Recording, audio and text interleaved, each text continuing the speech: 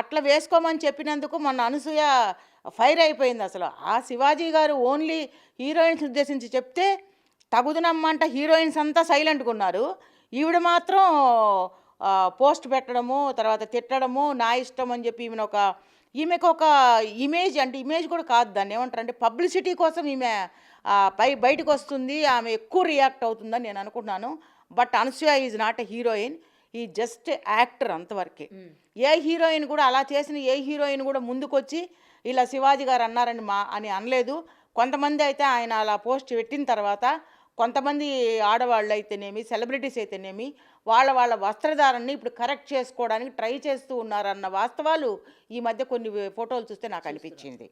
అలాంటిది ఈరోజు ఒక మగవాడు ఆ విధంగా నిలబడితే ఏమైపోతుంది ఈ సమాజం? ఏమి నేర్చుకోవాలి అబ్బాయిలు చూసి నీ డేరింగ్ కి మేము మెచ్చుకుంటున్నామని చెప్పి ప్రశంసలు కూడా కురిపిస్తా ఉన్నారు కదా మరి. అదే నాకు అర్థం కావట్లేదు. అంటే ఎలా ఏమైపోతుంది సమాజం?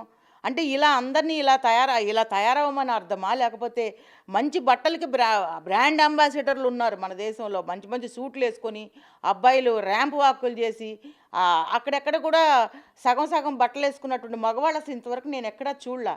అలాంటిది ఇలా చాలా చెప్పడానికి కూడా నాకు చాలా సిగ్గుగా, అసహ్యంగా ఉంది.